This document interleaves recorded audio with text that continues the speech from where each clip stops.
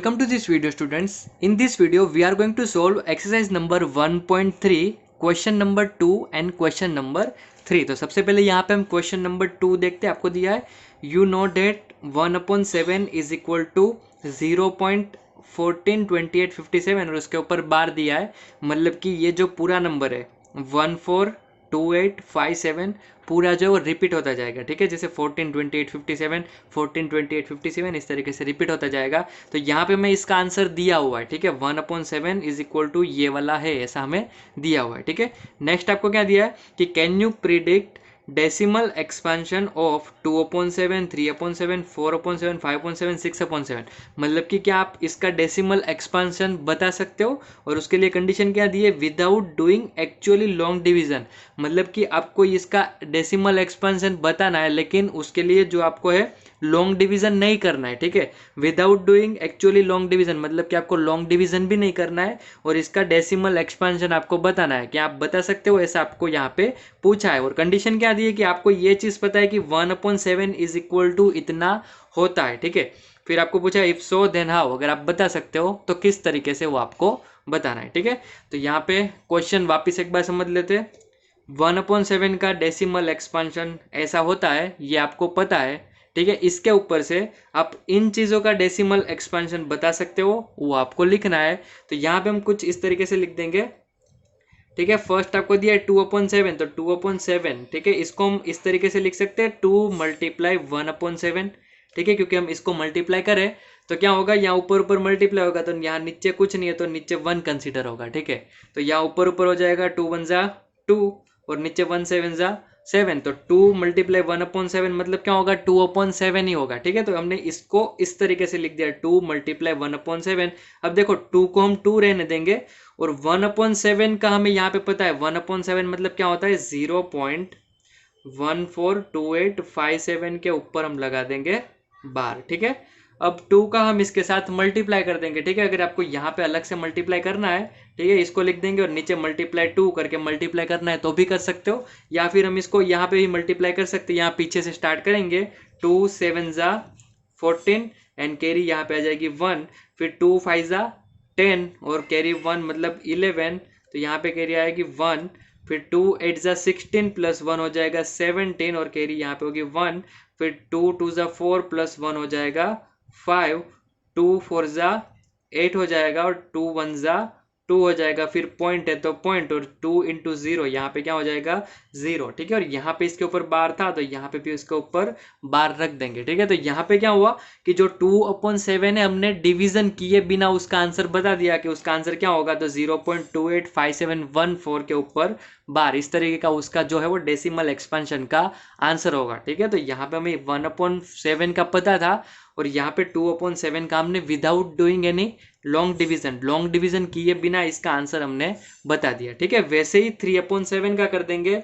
3/7 को हम क्या लिख देंगे, 3 × 1/7। ठीक है, 3/7 को हम क्या लिख सकते हैं, 3 × 1/7। अगर यहाँ पे मल्टीप्लाई होगा तो यही आंसर आता है, तो हमने इसको इस तरीके से लिख दिया। फिर 3 को हम 3 रहने देंगे और 1/7 की जगह पे यहाँ पे जो हमको नंबर्स दिए है वो हम लिख देंगे। ठीक है, तो यहाँ पे आपको 1/7 की जगह दिया है 0.142857 और उसके ऊपर बार दिया है। ठीक है, फिर यहाँ पे हम 3 को मल्टीप्लाई कर देंगे तो हमें आंसर मिल जाएगा।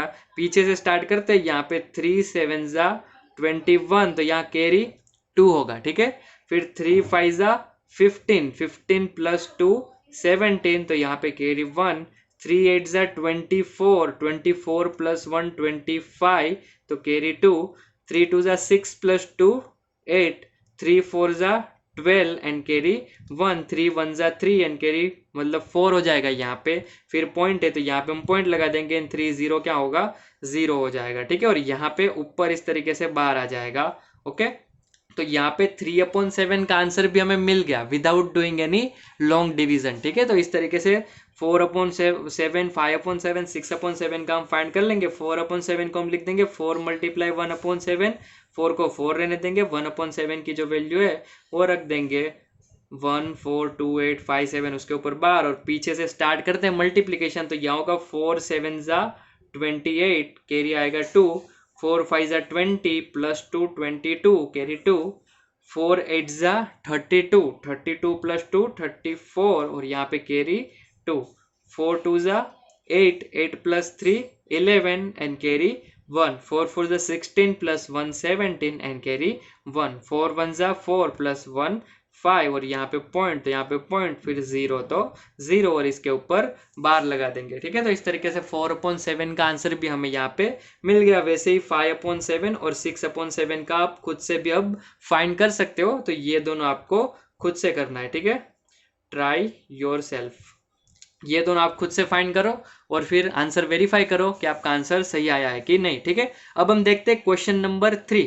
क्वेश्चन नंबर 3 आपको क्या दिया है, express the following in P by Q form. ठीक है, यहाँ पे आपको जो भी नंबर्स दिए वो आपको देख पा रहे होगे कि डेसिमल एक्सपांसन मतलब कि पॉइंट्स वाले नंबर दिए, जैसे 0.6 बार, 0.47 बार, 0.001 बार। ठीक है, तो यहाँ पे जो नंबर है आपको डेसिमल एक्सपांसन मतलब कि पॉइंट वाले फॉर्म में दिए और आपको क्या करना है, उसको पी बाई क्यू फॉर्म में मतलब कि फ्रैक्शन के अंदर रिप्रेजेंट करना है। और यहाँ पे कुछ कंडीशन दी है जो फ्रैक्शन के लिए कॉमन कंडीशन है, where P and Q are integer, मतलब क्या अगर पी अपॉन क्यू फॉर्म में रिप्रेजेंट करते हो तो ऊपर और नीचे वाले जो नंबर्स है वो इंटीजर्स होने चाहिए, और q is not equal to 0 मतलब कि नीचे 0 नहीं होना चाहिए। वो हमें सिंपल ही पता ही है कि कोई भी जो भी फ्रैक्शन होता है उसके अंदर कभी भी डिनोमिनेटर मतलब कि नीचे की साइड कभी 0 नहीं आना चाहिए, क्योंकि अगर नीचे 0 आ गया तो वो फिर अनडिफाइन हो जाता है। ठीक है, जैसे 7/0 कहीं पे आ गया तो ये जो नंबर है वो अनडिफाइन हो जाता है। ठीक है, इसको हम डिफाइन नहीं कर पाते, तो यह सिंपल कंडीशन है। मेन क्वेश्चन हमारा क्या है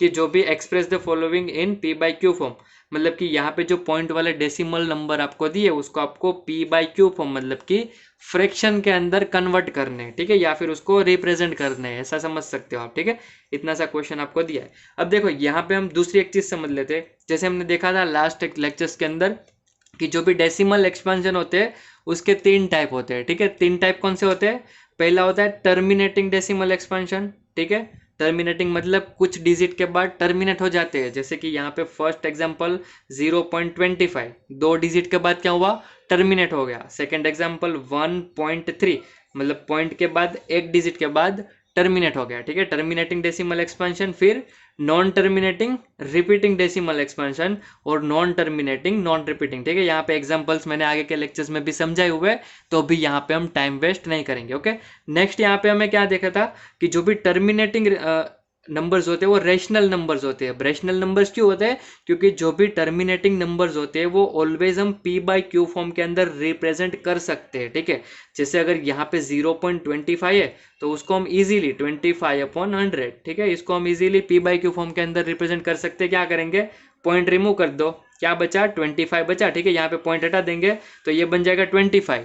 फिर पॉइंट के पीछे कितने डिजिट थे, 2 डिजिट। ठीक है, यहाँ पे पॉइंट के पीछे आप देखोगे तो 2 और 5 2 डिजिट थे, तो हमने 2 0 वाला 100 नीचे लगा दिया, तो ये पी अपॉन क्यू फॉर्म में कन्वर्ट हो गया। ठीक है, वैसे ही अगर 1.3 इसमें से पॉइंट हटा दे तो ये क्या बन जाता है 13, और यहाँ पे पॉइंट के बाद एक डिजिट है तो नीचे क्या आएगा 10 आएगा। तो इस तरीके से इजीली, ठीक है, ये टर्मिनेटिंग डेसिमल एक्सपेंशन है, easily P by Q form के अंदर हम कन्वर्ट कर सकते हैं। ठीक है, और पी बाई क्यू फॉर्म के अंदर कन्वर्ट कर सकते हैं, इसी वजह से इसको हम रेशनल नंबर्स बोलते हैं। ठीक है, नेक्स्ट अब यहाँ पे सेकंड है non terminating repeating decimal expansion, जैसे कि ये वाले नंबर्स। ठीक है, ये वाले एग्जांपल वाले नंबर्स ही मैंने लिए। ठीक है, ये वाले नंबर्स भी हम पी बाई क्यू फॉर्म में कन्वर्ट कर सकते हैं, लेकिन इसको पी बाई क्यू में फॉर्म कन्वर्ट करने के लिए थोड़ी सी लंबी मेथड है जो हम इस क्वेश्चन के अंदर सीखने वाले। ठीक है, तो ये नंबर्स भी पी बाई क्यू फॉर्म के अंदर कन्वर्ट हो सकते हैं, इसीलिए इस नंबर को हम क्या बोलते हैं, रेशनल नंबर्स बोलते हैं। ठीक है, जबकि ये जो थर्ड टाइप है non terminating non repeating decimal expansion, जैसे कि यहाँ पे मैंने एक एग्जांपल लिया है 1.235713, मतलब भी टर्मिनेट भी नहीं हो रहा है और रिपीट भी नहीं हो रहा है, नॉन टर्मिनेटिंग नॉन रिपीटिंग। तो ये जो नंबर्स होते हैं उसको हम पी बाई क्यू फॉर्म में कभी भी कन्वर्ट नहीं कर सकते। ठीक है, इसीलिए इस नंबर को हम इर्रेशनल नंबर्स बोलते हैं। ठीक है, तो यहाँ पे आपको ये चीज़ याद रखनी है कि ये दोनों नंबर जो रेशनल नंबर है और उन दोनों को हम पी बाई क्यू फॉर्म में कन्वर्ट कर सकते हैं, जबकि ये जो थर्ड टाइप है वो इर्रेशनल नंबर है और वो नंबर्स कभी भी पी बाई क्यू फॉर्म में कन्वर्ट नहीं नहीं हो सकते, ठीक है। और यहाँ पे सेकंड चीज़ कि जो भी टर्मिनेटिंग डेसिमल एक्सपेंशन है वो एकदम इजीली इस तरीके से हम p/q फॉर्म में कन्वर्ट कर सकते हैं, जबकि नॉन टर्मिनेटिंग रिपीटिंग वाले जो नंबर्स है उसको कन्वर्ट करने के लिए पूरी ये मेथड है उस तरीके से कन्वर्ट करना पड़ता है, तो ये थोड़ा सा लेंथी प्रोसेस है, ठीक है। तो यहाँ पे हम क्वेश्चन देखते हैं।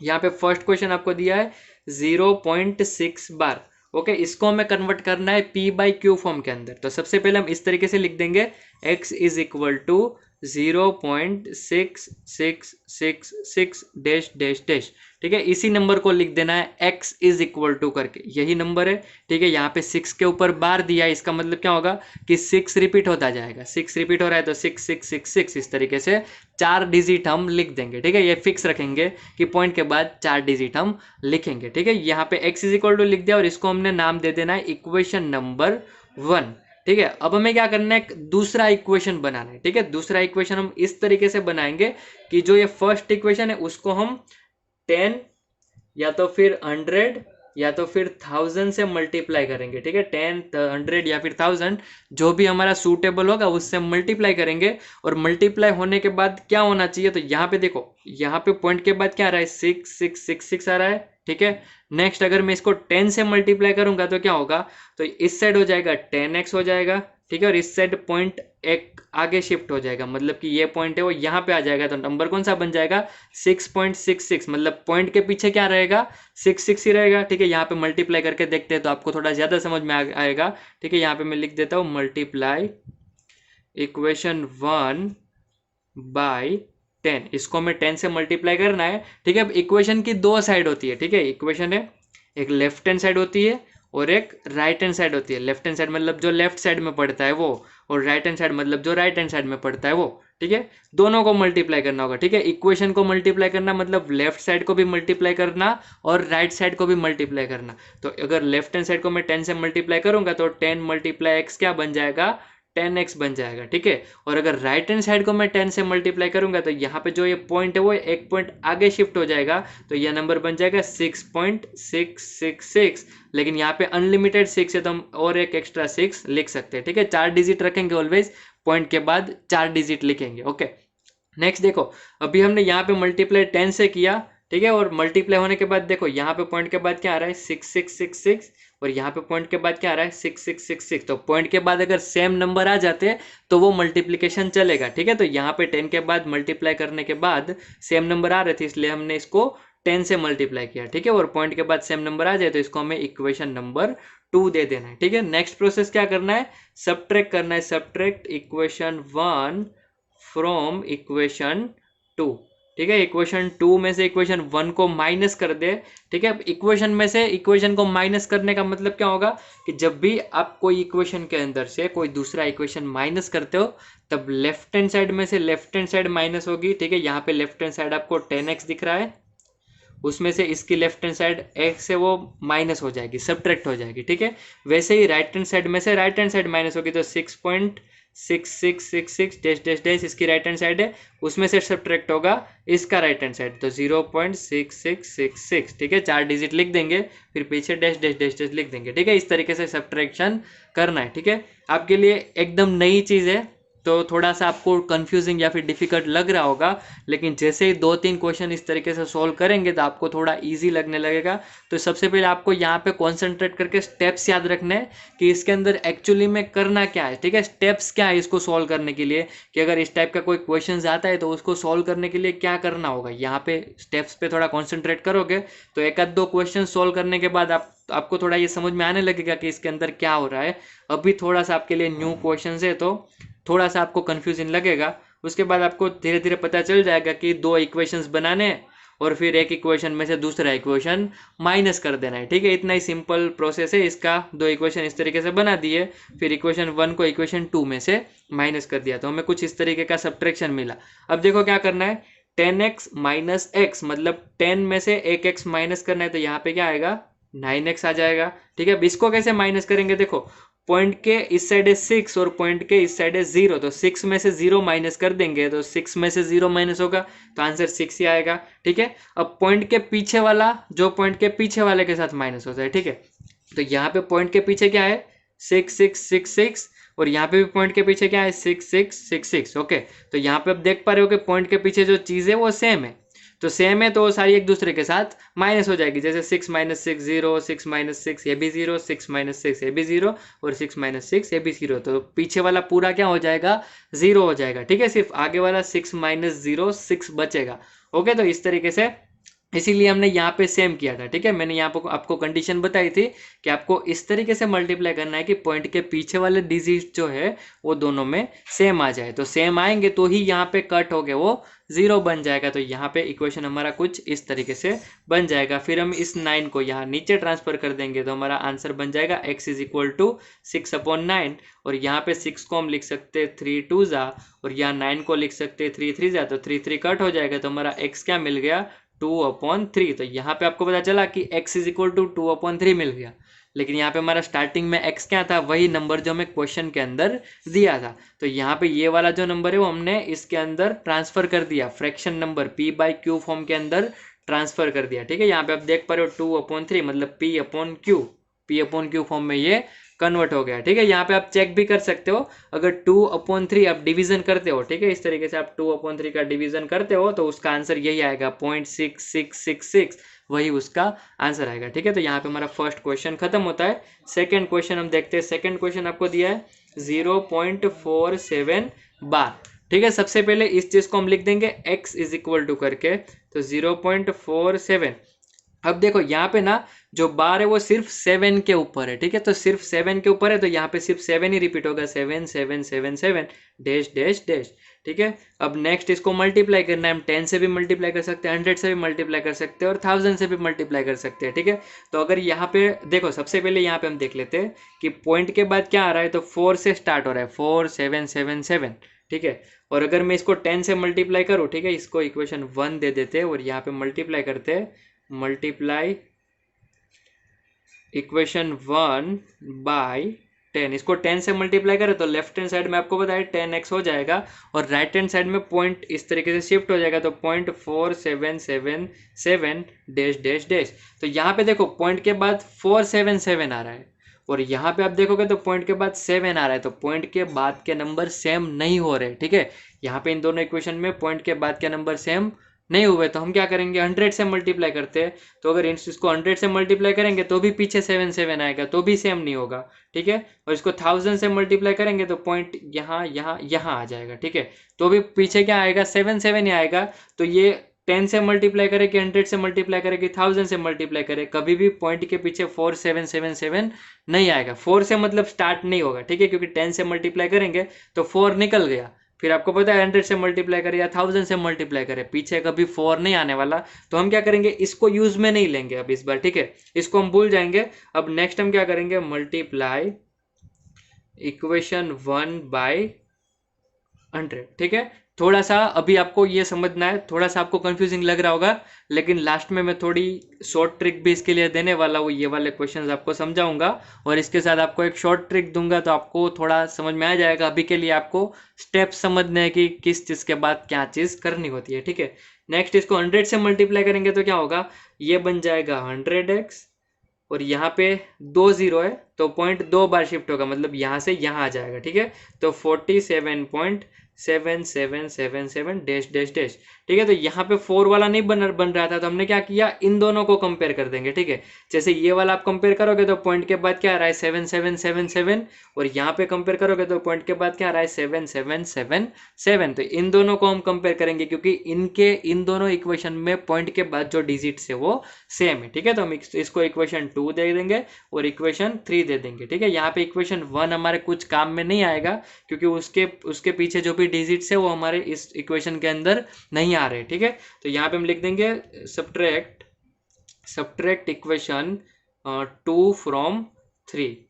ठीक है, कि इक्वेशन 2 है उसके अंदर कम x है तो उसको हम माइनस कर देंगे इक्वेशन 3 जिसके अंदर ज्यादा x है। ठीक है, तो यहाँ पे 100x माइनस 10x, जैसे यहाँ पे मैंने बताया था लेफ्ट हैंड साइड में से लेफ्ट हैंड साइड माइनस करो, तो 100 में से ये 10x लेफ्ट हैंड साइड के साथ माइनस हुआ और राइट हैंड साइड के साथ माइनस करो, तो यहाँ पे राइट हैंड साइड था 47.7777 माइनस यहाँ पे राइट हैंड साइड था 4.7777। ठीक है, डैश डैश डैश डैश कर देंगे 100 माइनस 10 क्या हो जाएगा 90x, और यहाँ पे 47 माइनस 4 हो जाएगा 43, और पीछे वाला जो ये सेम है वो एक दूसरे के साथ कट होके क्या बन जाएगा 0। तो यहाँ पे हमारा आंसर आएगा x इज इक्वल टू 43/90। ठीक है, ये 90 इस तरीके से नीचे ट्रांसफर हो जाएगा। तो यहाँ पे हमारा x का आंसर क्या मिलेगा, x इज इक्वल टू 43/90। मतलब कि ये जो नंबर है उसको अगर हमें p/q फॉर्म में लिखेंगे तो वो इस तरीके से लिखा जाता है। ठीक है, आप चेक कर सकते हो कैलकुलेटर में, अगर आप 43/90 अगर डालोगे तो उसका आंसर इस तरीके से आएगा 0.47777। ठीक है, ये आप चेक वेरीफाई भी कर सकते हो। ठीक है, नेक्स्ट हम देखते हैं क्वेश्चन नंबर 3। क्वेश्चन नंबर 3 आपको दिया है 0.001 इस तरीके से दिया है। ठीक है, उसके ऊपर बार दिया है तो इसको हम लिख देंगे x इज इक्वल टू 0.001। अब देखो बार जो है वो 001 के ऊपर दिया है, तो यहाँ पे रिपीट भी क्या होगा 001, मतलब 001 फिर 001 फिर 001 फिर डैश डैश डैश, इस तरीके से लिख दिया।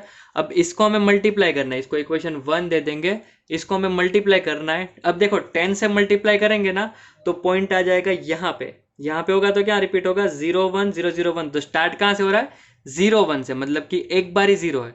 लेकिन हमारा जो ए इक्वेशन है उसके अंदर 2 बार 0 है, 001 से स्टार्ट हो रहा है। ठीक है, तो हम 100 से मल्टीप्लाई करके ट्राई करते हैं। 100 से मल्टीप्लाई करेंगे तो क्या होगा, पॉइंट 1 और 2 यहाँ पे शिफ्ट होगा, तो स्टार्ट कहाँ से होगा 1 से स्टार्ट होगा।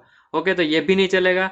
1000 से मल्टीप्लाई करते हैं तो 1000 से मल्टीप्लाई करेंगे तो 1 2 और 3 टाइम यहाँ पे पॉइंट शिफ्ट होगा, तो हमारा पॉइंट यहाँ पे आ जाएगा। तो पॉइंट के पीछे क्या आएगा 001 जो कि यहाँ पहले से है। ठीक है, तो यहाँ पे हमें क्या पता चला कि इस इक्वेशन को हमें 1000 से मल्टीप्लाई करना है। ठीक है, तो यहाँ पे मैं लिख दूंगा मल्टीप्लाई इक्वेशन 1 बाय 1000।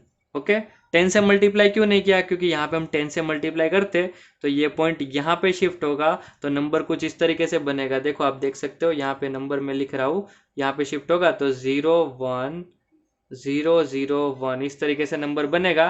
तो आप देखो यहाँ पे 001 है और यहाँ पे सिर्फ 01 से स्टार्ट हो रहा है। ठीक है, और अगर मैं इसको 100 से मल्टीप्लाई करूँ तो पॉइंट यहाँ पे आ जाएगा, तो नंबर कुछ इस तरीके से बनेगा 0.1001। तो देखो यहाँ पे 0.001 है और यहाँ पे 1 से स्टार्ट हो रहा है, तो पॉइंट के पीछे वाले डिजिट जो है वो सेम नहीं आ रहे। ठीक है, तो यहाँ 1000 से मल्टीप्लाई करेंगे तो लेफ्ट हैंड साइड में 1000x और राइट हैंड साइड में 1 2 3 इस तरीके से बन जाएगा 1.001001 डैश डैश डैश। ठीक है, यहाँ पे आपको समझ में आ रहा है कि 3 0 है, तो यहाँ से 3 0 शिफ्ट करें तो 1 2 और 3, तो नंबर क्या बन जाएगा, तो यहाँ पे 1 बचा और पॉइंट ये पूरा नंबर आएगा। ठीक है, पॉइंट को 3 बार ऐसे शिफ्ट करना है सिर्फ जब हम 1000 से मल्टीप्लाई करते हैं तब। इसको नाम दे देंगे इक्वेशन 2।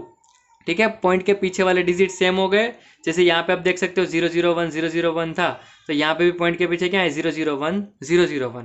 तो इक्वेशन 2 में से इक्वेशन 1 माइनस कर दे तो यहाँ पे हम लिख देंगे सब्ट्रैक्ट इक्वेशन 2 फ्रॉम इक्वेशन 1। तो यहाँ पे 1000x minus x is equal to 1.001001 minus 0.001001। ठीक है, यहाँ पे 1000 माइनस 1 कितना हो जाएगा 990x। ठीक है, यहाँ पे कितने x है 1000x और यहाँ पे कितने x है 1x।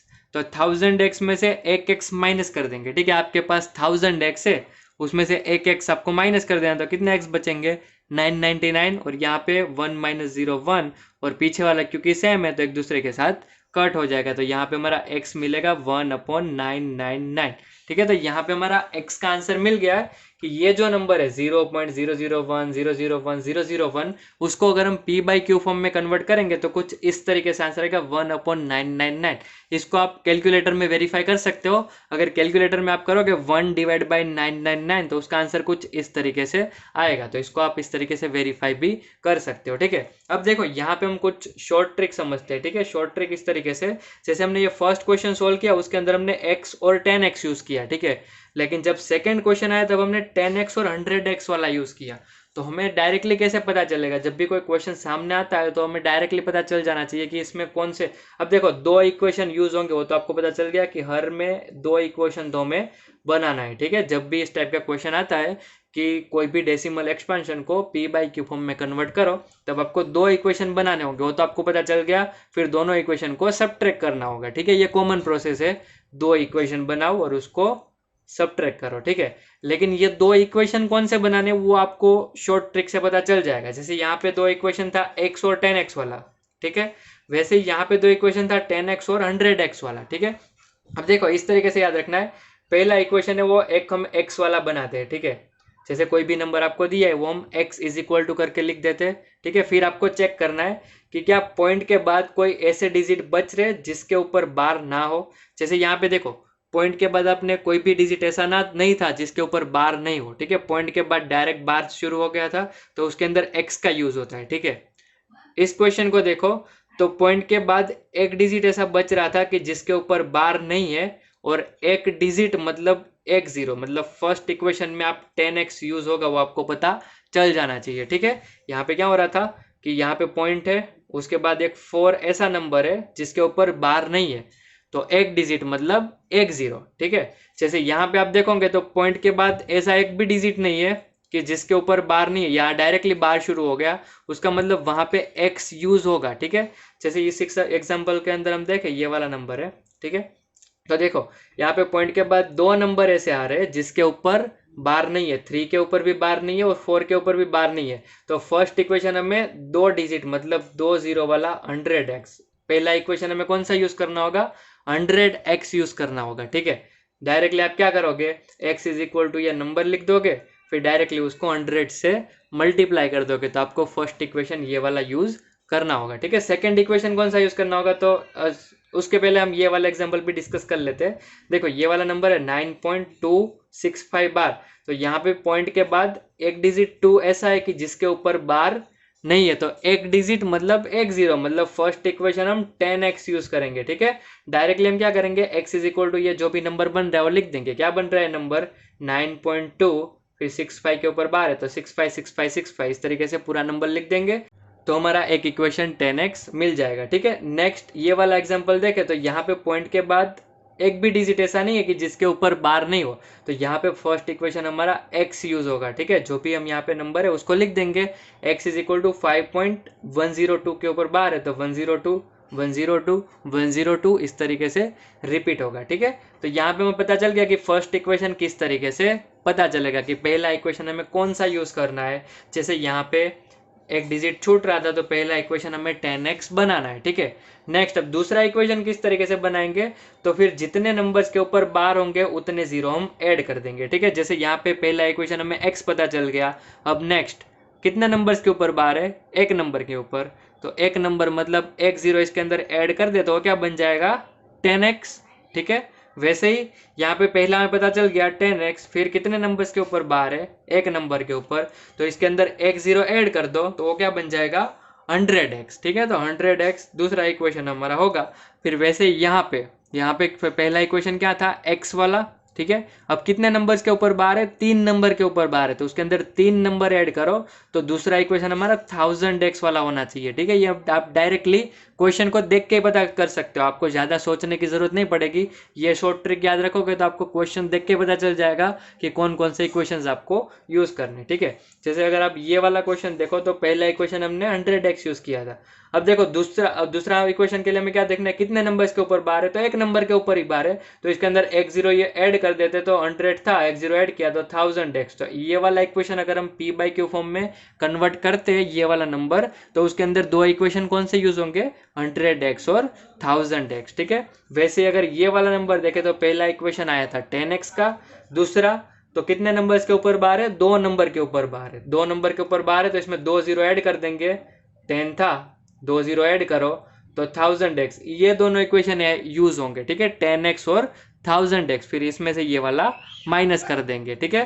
नेक्स्ट इसमें x यूज हुआ था, 3 नंबर्स के ऊपर बार है तो यहाँ पे 3 जीरो वाला 1000x यूज करेंगे, तो ये दोनों इक्वेशन यूज करेंगे तो इसको हम p/q फॉर्म के अंदर कन्वर्ट कर पाएंगे, ठीक है। तो यहाँ पे ये जो भी शॉर्ट ट्रिक है वो समझोगे तो आपको डायरेक्ट क्वेश्चन देख के ही पता चल जाएगा कि कौन से इक्वेशन बनाने, किस नंबर से मल्टीप्लाई करना है, ठीक है। लेकिन सबसे पहले आप यहाँ पे ये प्रोसेस याद रखो कि किस तरीके से इस टाइप के क्वेश्चंस को सॉल्व करना है, ठीक है। यहाँ पे सबसे पहले 2 इक्वेशंस बनाना है, फिर एक इक्वेशन के अंदर से दूसरा इक्वेशन माइनस करना है, ठीक है। थोड़ा सा कंफ्यूजिंग होगा आपके लिए, क्योंकि एक आपके लिए कम्प्लीटली एक न्यू टॉपिक है, लेकिन जैसे आप प्रैक्टिस करोगे तो ये इजीली आपसे सोल्व हो जाएगा।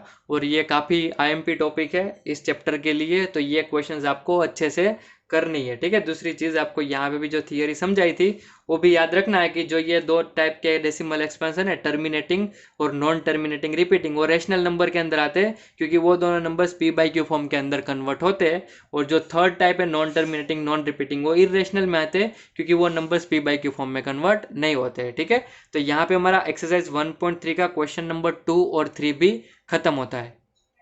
Okay, that's it for today students. अगर आपको ये वीडियो पसंद आया तो इस वीडियो को लाइक करना मत भूलना, और यहाँ पे स्क्रीन पे आपको मेरी फ़ोटो दिख रही होगी, जिस पे क्लिक करके आप इस चैनल को सब्सक्राइब कर सकते हो। और स्क्रीन पे दूसरे दिखाए गए वीडियोस है, जिसमें से आप इस चैप्टर के रिलेटेड कुछ बुक के क्वेश्चंस और कुछ इंपॉर्टेंट क्वेश्चंस भी देख सकते हो। तो मिलते हैं नेक्स्ट वीडियो में, तब तक के लिए बाय बाय।